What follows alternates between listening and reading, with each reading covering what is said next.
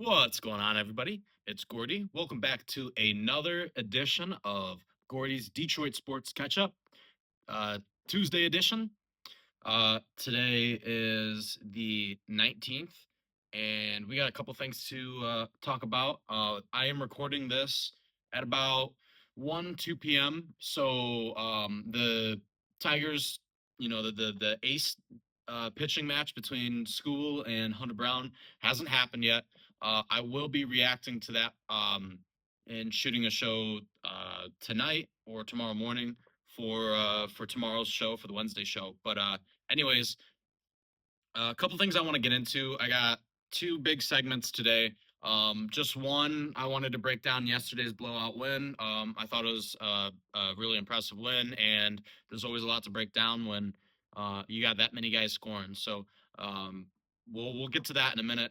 And then I also wanted to uh, give a little bit of a segment about the Lions. I wanted to go over the schedule and then kind of just look at like a road to the Super Bowl.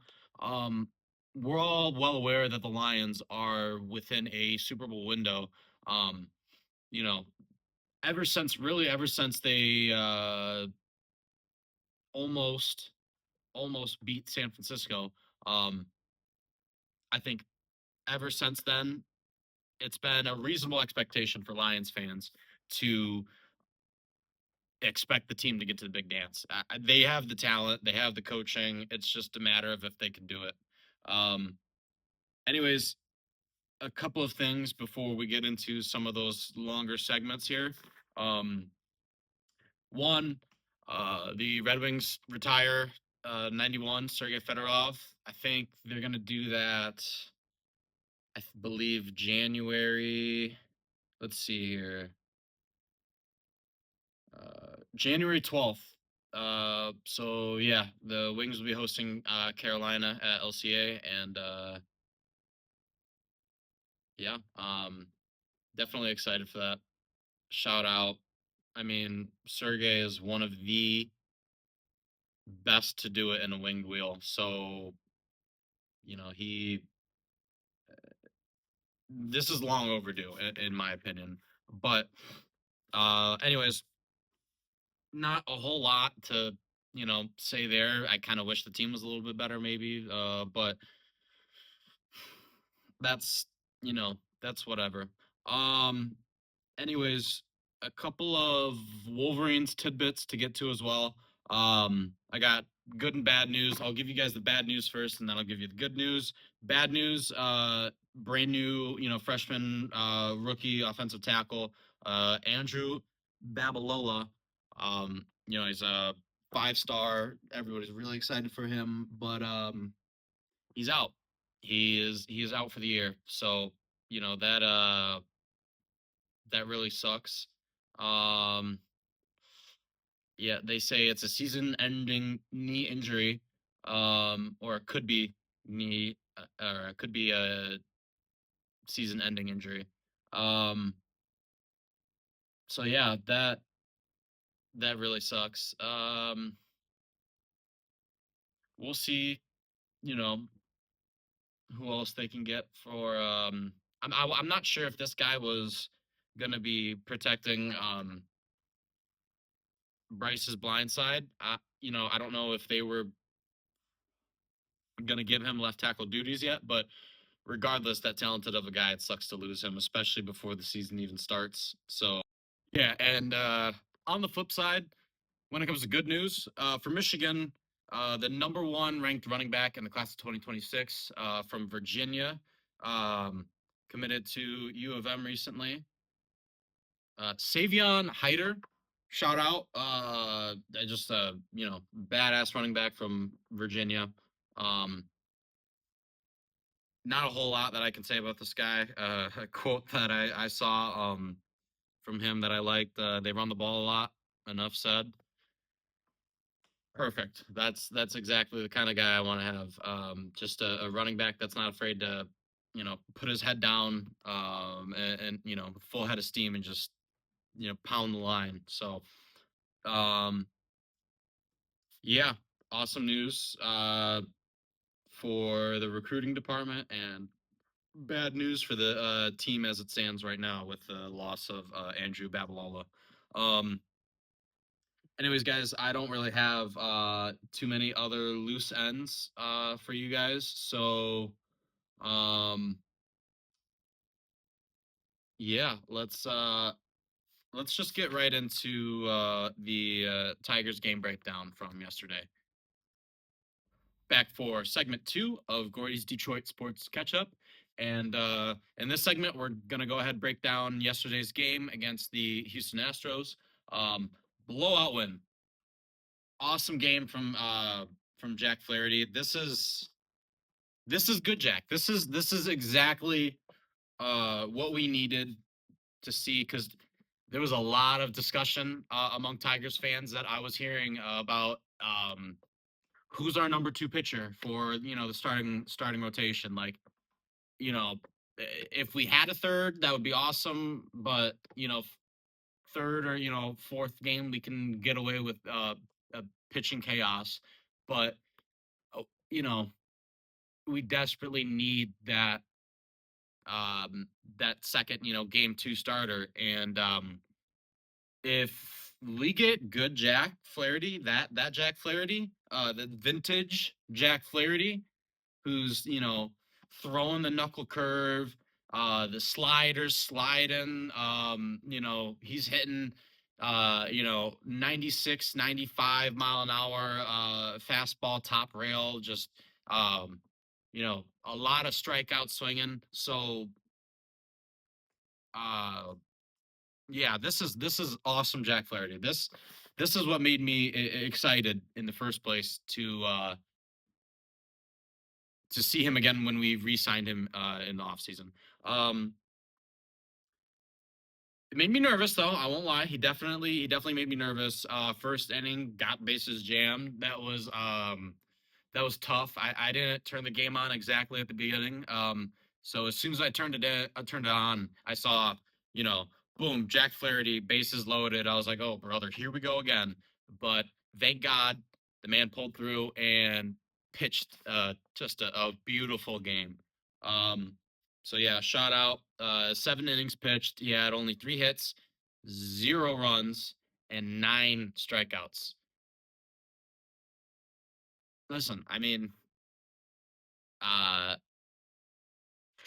everything was working well. I mean, there was, like I said, that knuckle curve was vintage Jack Flaherty. And like we saw, who was it? Was it Michael Pena or I don't know his first name, but it was Pena.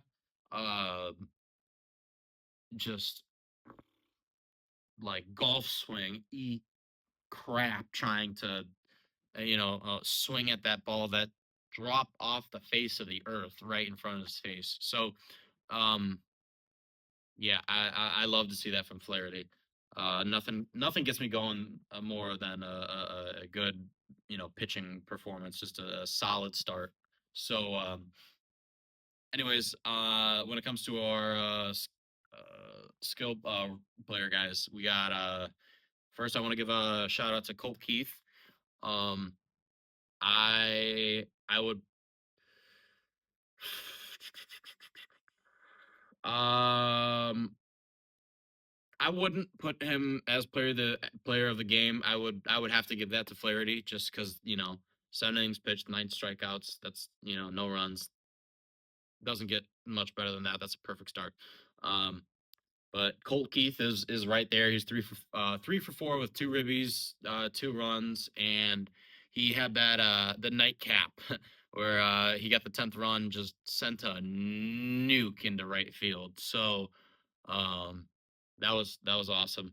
Uh, let's see here. Riley had a moonshot 2-run homer. That was cool to see. That's classic Riley. Um, as long as he's getting a home run or every other game, or he's getting a couple ribbies every game, whatever.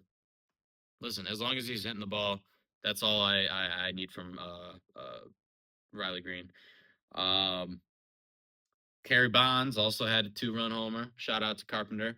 Um, he was for getting on base today. He was 3 for 4 because he had that hit and then he got walked twice. So um, always good to see guys get on base. No matter what. Um, kind of like what Glaber does. Just that guy always has a knack to just he gets on base. He eats up counts and gets on base. Um, Wenzel Perez blew this thing wide open with his 10th home run of the year. So yeah, shout out. Other than that, the bad things in this game, Jake Rogers striking out to basically a position player. That was thank God that Dylan Dingler is on this roster because man, if Jake Rogers was our starting catcher, I don't think I think we would might have to shave a few wins off that total. Anyways, the last thing that I want to talk about is Trey Sweeney. Listen, the guy's making me eat my words. It's fine. He still looks like a dork. I don't care. Um,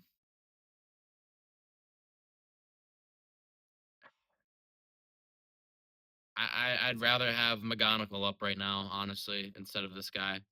I just I'm not a fan. I'm not a fan of his at all.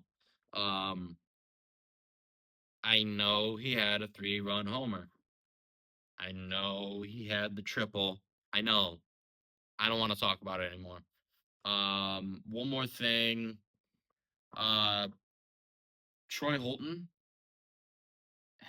He had he had a little inning.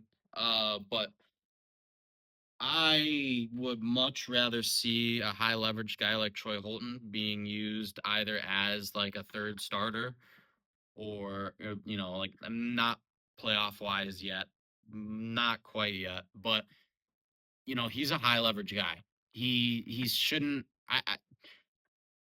I get putting him out there in limited roles right now, and I know why because obviously Alex Lange came in to end, and that guy is supposed to be kind of a closer, but listen, man. Troy Melton is more talented than Alex Lange. I think we all know this. Alex Lange has been, hanging around the minor leagues for years now. So, um, I would much rather see, a vast Melton and Montero as our closers. But anyways, that's just me.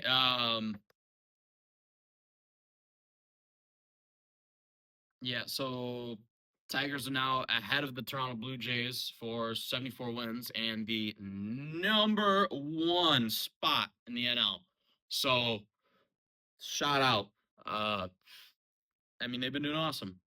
Uh, well, they were doing awesome in the beginning of the year, and they're 7-3 in their last 10.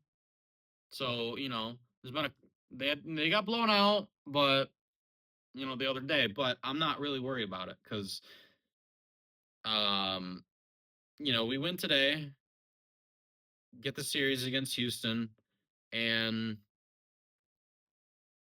um, then I think we got the Mets coming up after that, and then after that, it's September.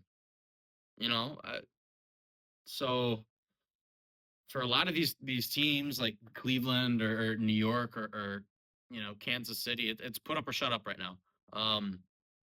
And this is my favorite time of baseball, other than playoff baseball. Well, I gotta say this whole period from September to late October is just baseball. It's the best. It's the best.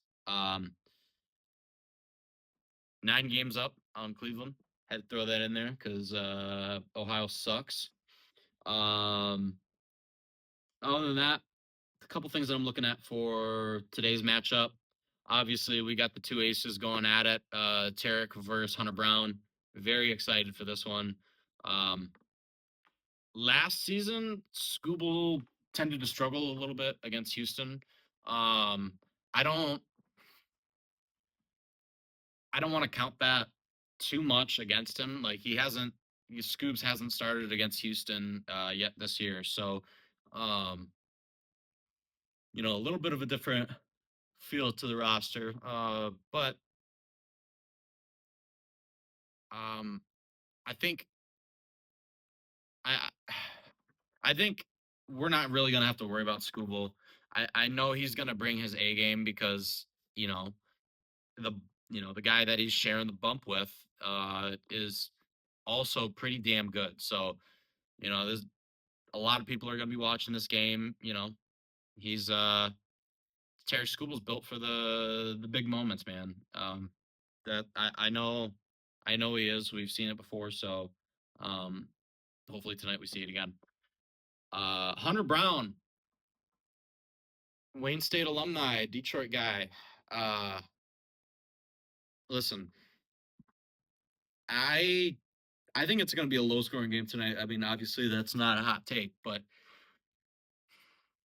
as long as Hunter Brown is in the game, I don't know who's going to be able to touch his stuff. Pause. Um, I mean, I'm I'm I'm thinking about it, and Hunter Brown has been pretty shut out against the Tigers, especially he's coming home. Um, I believe they're playing in Detroit. Let's make sure.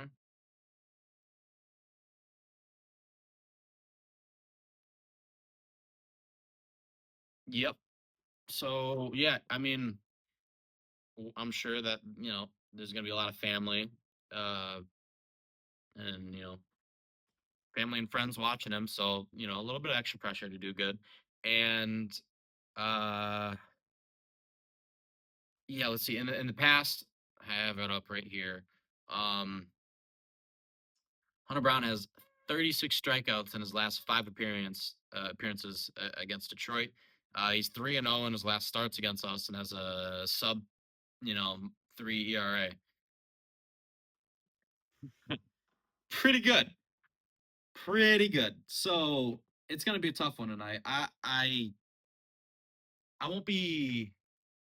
No, I will be upset if they lose. I'll be upset because even though um it's Hunter Brown. Our team still needs to find a way to get a couple hits off this guy and get Tarek some run support. I know I talked about it last time. Tarek had to start. You get this man some damn run support, but uh, you know when you have a starting pitcher, especially one that's in contract negotiations or you know at least approaching contract negotiations, um, you want to butter him up as much as you can, and winning every start, getting run support every time you take the mound, having a good team around you to support you, um, makes you feel a lot better about sticking around. Um, Anyways, that's really all I got to say about Tigers matchup today. Bats, do something, please, please, just something. Give me like 2 or 3 runs. That's all we need. All right. Uh, Other than that, yeah, that's all I've got for this Tiger segment. In the next segment, we will talk about the Lions' schedule. I'll break it down and the Lions' playoff path and path to the Super Bowl. Uh, what's going on, everybody? Welcome to segment 3 of Gordie's Detroit Sports Catch Up. In this segment, we're going to be going over a little bit of Lions news, and we're going to be looking at the Lions' schedule and just running some hypotheticals, kind of looking at what their path to the Super Bowl is, and how uh, how the playoffs might end up looking for the Lions. So, first things first, I wanted to break some news to you guys. This literally came out 5 minutes ago. Shout out Richard Silva of the Detroit News. Lions activate Mekhi Wingo from pup list. Quote, I've just been working my butt off. Um, yeah, shout out. I've been really looking forward to see this guy. Um, you know, he was a stud in LSU, and last year he got, like less than 200 snaps, but excuse me. With that room, in the shape that it is, especially with an Aleem McNeil hurt, um, you need you need to have him back for sure. Um, let's see here. We also have uh, cornerback Khalil Dorsey and even more importantly, tight end Sam Laporta back to practice. So awesome. Um, Kirby Joseph is staying out of practice. Um, and then uh, offensive lineman Tristan Colon is also out. He got hurt in that game against Atlanta. Um, and then it was confirmed by Dan Campbell today. I know I mentioned something in my last episode, but yeah, Ahmed Hassanin, he's done for the season. They said it's a pectoral. You tear your pec, that takes you, 6 months at least to heal from. So yeah, he's done. Uh, let's see. Really, the only guys that we're looking for to come back, um, we've got Levi and Enrique. Well, no wait, he's pup. We're not looking for him to come back. Excuse me. Ali McNeil, which he should be back, in time for playoffs, basically somewhere around between Thanksgiving and Christmas. So we'll see. Um, we got Malcolm Rodriguez, who's out, with the knee injury right now, which really sucks. But I think he's gonna be around kind of similar time. But I think he also just had a kid, so he's, at home with his wife and his child right now. And then offensive lineman Miles Frazier that we drafted this year. I was also looking forward to seeing him, another LSU guy. Great. I'm pretty sure his strength is more so in the run blocking. So I was kind of hoping to see him sprinkled in this season. So hopefully, we can see him get off the pup list soon. Other than that, we already know Ennis Rakestraw, he's done. Uh, uh, Colby Sorsdal, he's done. So, and done, I mean, like for the season. Um, so yeah, that's unfortunate. But um, anyways, when as it pertains to injuries and news and all that, that's all I have for you guys. And that is, you know, as of Tuesday, August 19th, about 2-3 p.m. Anyways, so yeah, let's get into this line schedule. And the first thing, obviously, that strikes me is this is definitely one of the hardest schedules that I've seen for the Lions, but it's not quite as hard as everyone makes it out to be. Um, we start at Lambeau, which I'm really excited for. I think that's going to be an awesome opportunity. I remember last season, it was like our second or third game we played at Lambeau. And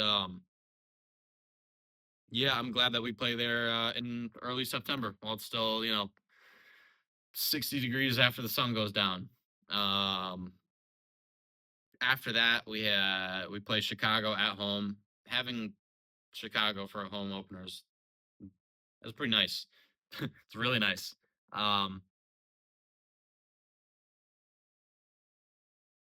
that one, I think that's gonna be like a 48-10 victory. That's gonna be easy all day. By the way, Green Bay, in Lambeau. That's easy dub. Um, so 2-0. Baltimore at their place. That's an L. I'm sorry, but until proven otherwise, I don't think this Lions team can handle Lamar Jackson and Derrick Henry at the same time. I don't think there's many defenses that can handle those two. And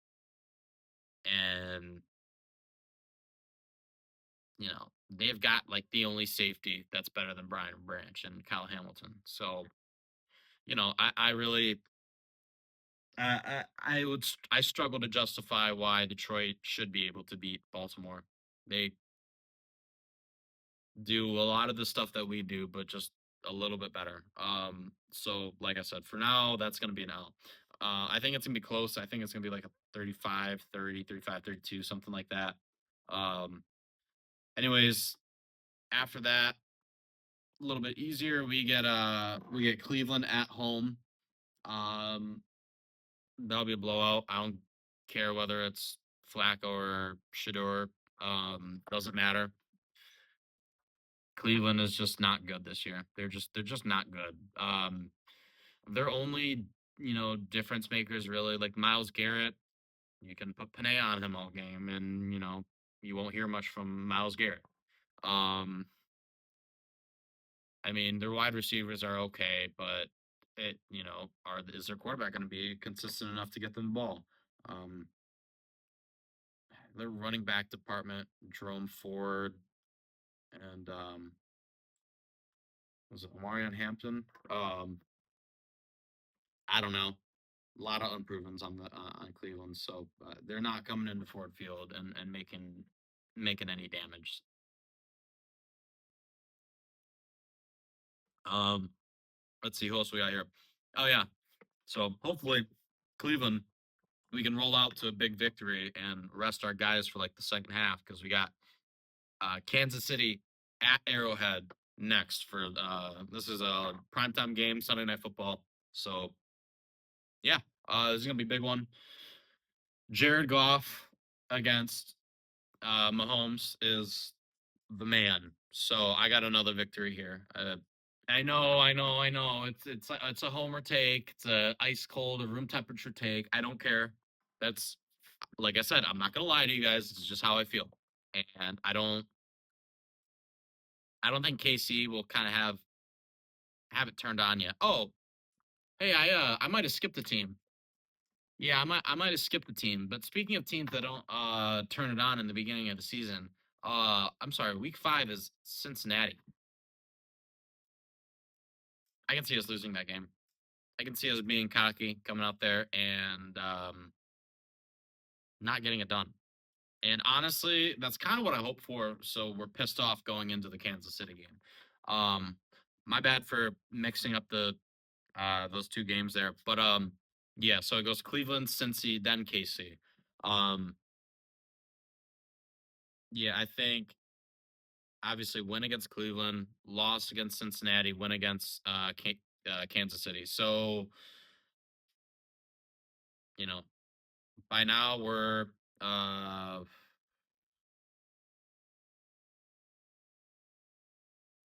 4-2. And then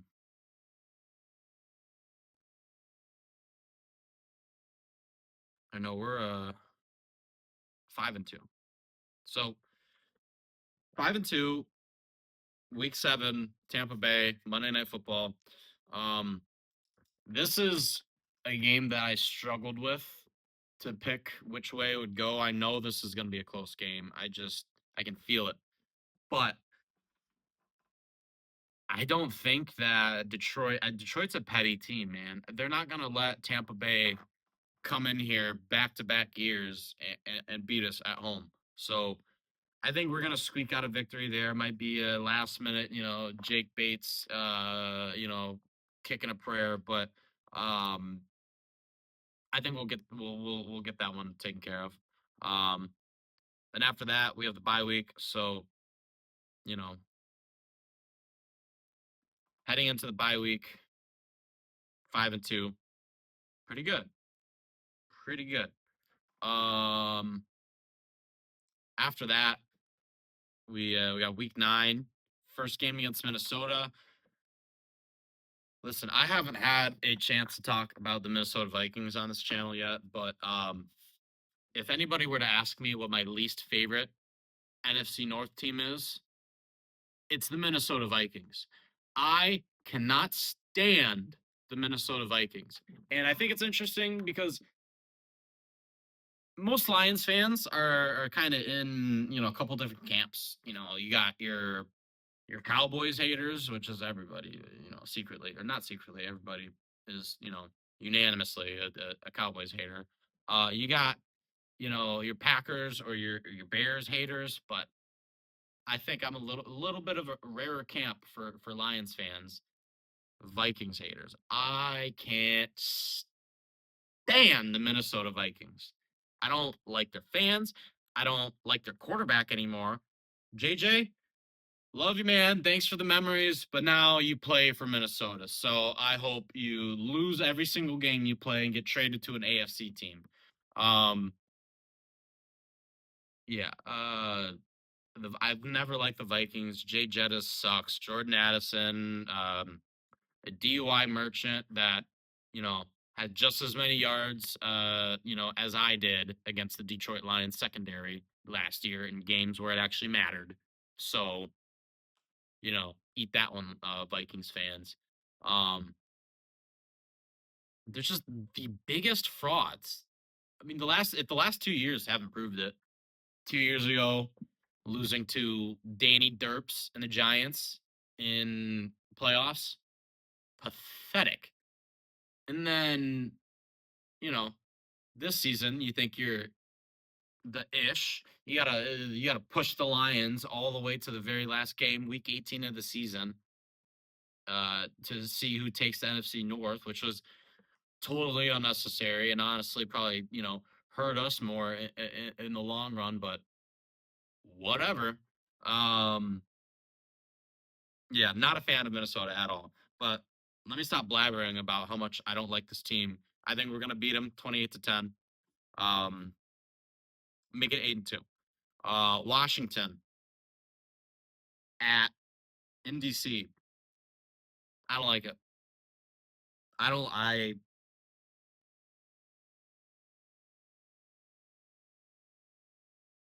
don't like it at all. But I think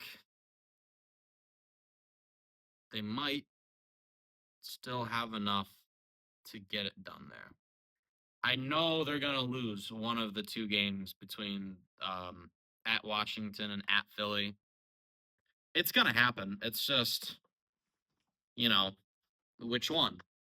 Uh, I'm gonna go chalk here. I'm gonna go beat Washington and um, lose against Philly. I think they're gonna be relatively close, but yeah, it makes me happy that we have that bye week at week 8. Um, because it does kind of take the really rough patch of our season and cut it in half, give us some time in between to, relax, let our guys rest up, whatever. Um, anyways, yeah, I'm gonna have to say at this time, yeah, they're 7-2. Yeah. Oh wait. So wait. 9-2.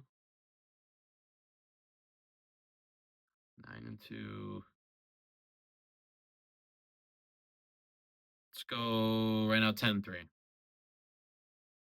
Um, so yeah, through 13, right? I'm gonna say 10-3 because it's gonna be easy for them to win against New York. Um, it'll be week 13. You got Green Bay for Thanksgiving. That we got to take care of business. It's Thanksgiving, guys. Come on, we got to do what we got to do. But um, I really, I'm not buying the hype on Green Bay this year. Let me discuss that for a second. They have the worst corners in arguably the NFC. The only thing they have in the defensive backfield is Xavier McKinney. We have two Xavier McKinneys, and both of them, by the way, I mean, Branch and Kirby, both of them are better than Xavier McKinney. So I don't want to hear it. Um, and Xavier McKinney can't stop three or four badass wide receivers at the same time. You can't cover JMO, Amon-Ra St. Brown, Sam Laporta. You got Jahmyr Gibbs streaking out of the backfield. Um, or, even on some other plays, you got uh, Tim Patrick or Isaac Tesla or Khalif Raymond. Those guys will, um, those guys will give you your money's worth. Those guys are, they ain't no slouches either. So, um, you can say I'm underestimating Green Bay's defense, but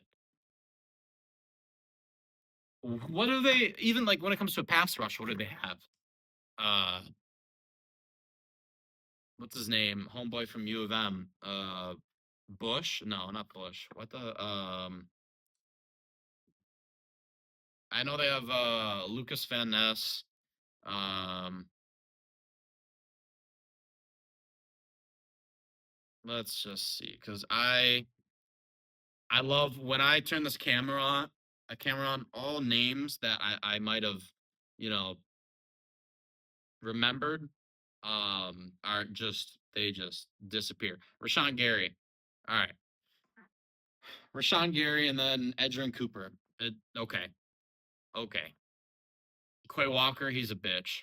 Quay Walker, you pushed a trainer and then you cried about it. Quay Walker, you're a bitch. I don't give a damn what any Green Bay Packer fan has to say. Quay Walker can he can shove it. Anyways, um, yeah. After that, we've got Dallas for what is it? Thursday Night Football, easy dub. Um, we got the LA Rams week 15. I don't like this game actually. I know the Rams don't really have a home field advantage, but I don't like this game. I feel like this is one of those trap games on the schedule. LA is definitely a capable enough team, and I'd way rather lose to them in the regular season than in postseason. So yeah, I think they're kind of one of those non-division, but NFC teams that we get put up against all the time, kind of like similar to a Tampa Bay or like a Seattle. Um, they they're a damn good team, man, and I think by that point in the season, uh, Stafford and Devontae Adams, they're gonna be clicking, and you got Puka. Their offensive line is okay. Um, and then uh, they got a great rush attack. So not great, but Akers is lethal in the end zone. So, you know, um, nothing to scoff at. I don't think they make it out of this one. With the victory. Uh, other than that, Pittsburgh. Yeah, that should be a victory. And then you got Minnesota on Christmas. I'm kind of hoping that Minnesota's cooked at this point, but if not, then we'll stuff their stocking full of coal and send them home crying. You know, I don't care. I hope we ruin all Minnesota fans' Christmases. I hope Minnesota and Christmas for every household watching is ruined, so they can feel the equivalence of me growing up every Thanksgiving watching my Lions get belt to ass. So yeah, you know what? How about we ruin your holiday, Minnesota? Anyways, after that, week 18, Chicago, win or loss, don't really care. I'll just say it's a loss because we're playing all of our scrubs. Whatever. All in all, um, you know, out of 17 games, I think you go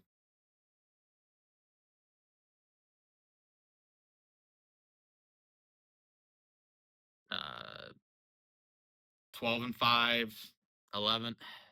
I think I think it's gonna be 12-5 again. Uh, I think I think it I just might. I mean, I can see it be 11-6. I think 10-7 is maybe a little bit aggressive, but still within the realm of possibility. And I think 9-8 not happening. But regardless, yeah, my official record prediction is gonna be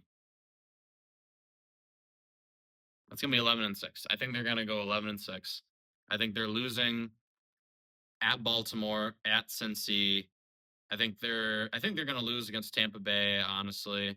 And then I think they are losing at Philly, losing at LA, and then just dropping one of their last two games, whether it's the Christmas or whether it's um against Chicago, that that very last game.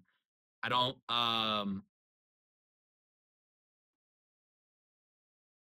I think it'll be, I think I think they'll go into playoffs. When it comes to seeding for playoffs, listen, they should be a second, third seed. Um, what concerns me is if they do get the second seed, and I think it's very likely that another NFC North team is going to be kind of right on the end there and is going to be a seven seed. So my prediction, a little sneaky playoff prediction, is that Detroit's going to face an NFC North opponent in playoffs. Um, yeah, I think I think they'll be able to beat them because nobody knows them better than we do. But yeah, other than that, um, they're gonna have to get through Philly. They're gonna have to get through Washington. They're gonna have to get through LA. And also I think San Fran is gonna sneak into the playoffs as like total frauds, but I think they have I think they like the easiest strength of schedule. Um I don't think there's enough wrong in San Fran for them to not be 9-8, 10-6. Um just looking at their schedule, man, there's no way they don't get to that rate. And if they to that record, and if they, I'm hoping that an Arizona or a Seattle can, bite it, a chunk out of them, take a kneecap out. but it's not something that I'm expecting. I think what I am expecting is for San Fran to sneak into the playoffs, be total frauds because they never played anybody all season, get smacked first round, preferably by another division opponent. But whatever. Um, when it comes to AFC, I don't think it's gonna get too crazy. I think your division winners are gonna be Baltimore, Houston, Buffalo, and Denver. Yes, I did say Denver, not Kansas City. I think Kansas City is still gonna make it further in the playoffs than Denver. I think Kansas City kind of has this whole thing figured out. Um, that's kind of what I'm hoping for my Lions this year is that the regular season, they do enough to win the division, or maybe not even, but they luck stays with them and they stay healthy, towards the last couple of weeks and obviously into playoffs. That's the most necessary thing for these guys. And if they can't get that, um, then it's going to be another early exit. I'm not going to lie to you guys. I'm already kind of scared. I it's like I was, okay, I was going to use a bad example, but I'm going to restrain myself. But the PTSD from the years and the years and years of sucking and then finally having a good team and then they all get hurt. Um that was that tested the resolve for sure. but we're still here. But yeah, we need the Lions to just not lose 28 guys to IR and like six, seven, eight starters. You know, um, another hot take, I guess, um, would be I think for the first I don't know first half of the season, I think our defense is going to look a lot better than our offense. I don't think it's going to take him like forever to figure out uh, how to utilize these guys, but Johnny Morton's got his hands full with this offense, and with how you know complex everything was last year, and then having to dumb it down again and simplify the system so that the coaching staff and new guys can all be on the same page because I remember Ben Johnson, Monroe St. Brown talking about the offense last year. That every year that he's been in the offense, it's kind of been like algebra 1, algebra 2, algebra 3, and like this is AP offense 3. You know what I mean? Like this is a high level course, but that was last year. Now I think we're back to that mid level beginners course. So I think that's going to be good for our offense. Honestly, I think maybe we were getting a little bit too gimmicky. Trying to do too much, getting too cute. And I would love to see the Lions just pound the rock. Just that's my favorite kind of football. 3 yards in a cloud of dust. So ultimately, that's what I want to see because we have the best running back tandem in the NFL, and it's really not close. So why not utilize your strength? I mean, I know Tate Ratledge, not Graham Glasgow, Tate Ratledge, Christian Mahogany, more so pass pro guys than you know run blocking. But um, whatever, man. Those are NFL guys. They'll figure it out. We need to just impose our will, and going for it on fourth downs isn't the only way you impose your will. Getting defensive stops and running the ball down their throat is how you set the tone. And you maintain tempo. You know, there's a lot more to it, obviously, but uh, man, they have the perfect foundation. They have not even the whole house is done. It's built. It's finished. They just need to like stick a refrigerator and a couch in it, and then it's ready to move in. And you know, that refrigerator, by the way, would be a Zadarius Smith, which now, you know, with our guy Makai Wingo being activated off the pup, I still think that doesn't um move the needle when it comes to the edge room. I think you still need one more. I think Hutch will have a great year if he doesn't have that bookend. But I think if he does have that bookend, he will set the sack record, defensive player of the year, probably not comeback player of the year, even though he definitely should. Um, but it would be kind of impossible to deny him that. And for him, most importantly, well, other than a Super Bowl, he's gonna get paid. So yeah, I think that bookend defensive end unlocks all of that for Hutch, and that's why I think that's so important. Um, anyways, guys, do I think Detroit is going to make the Super Bowl this year? I don't know. I don't know. There's still a lot of teams in the NFC that are, I think, that are closer to us than we'd like to admit. Um, Philadelphia has just as talented a roster as we do, or just about. Um, Washington, they caught us last year. That was rough, but I don't think they have as good of a roster as we do. They just, you know, they do know how to beat us though. Same thing with the Rams. Um, Tampa Bay is damn good too. Other than that, that's kind of the peers that they have to compete with for the NFC title.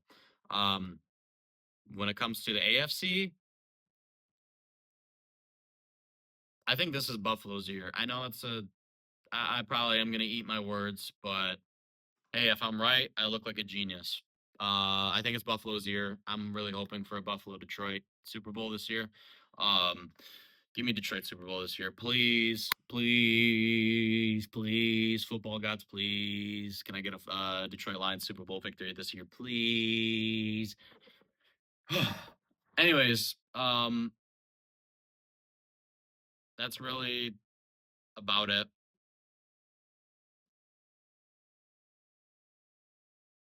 I don't have anything else to say. Um, I wish I had a little bit more news on the Pistons for you guys because I haven't been able to talk about them yet. But their time will come. But we just don't have anything recently from them. I mean, yeah, sure, they signed Javante Green, but that guy doesn't, move the needle for us at all. So, yeah. Other than that, I don't have a whole lot for you guys today. Or a whole lot left for you guys. So, yeah, with that being said, thank you guys so much for watching. If you enjoyed this video, please give me a like. Uh, you know, Leave me a comment if you want to know anything, if you want to push back on anything I've said, if you have any more questions for me, if you want to talk ball, if you want to say anything at all, just leave something in the comments below. Um, Hit that bell, that little notification bell for my channel, so I don't get lost in the algorithm. It's a small channel; it's really easy to do that. And for if you want to stay in touch with all the teams that you love, your local Detroit sports teams, um, get those notifications going so you don't miss an episode.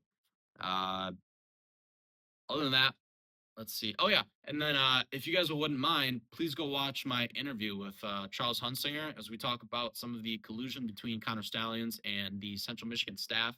Uh, I think that was a really interesting story, and I put a lot of work into that video. So if you guys wouldn't mind checking that out, that would be greatly appreciated. Other than that, that's all I got for you guys. Thank you so much for watching. See you later.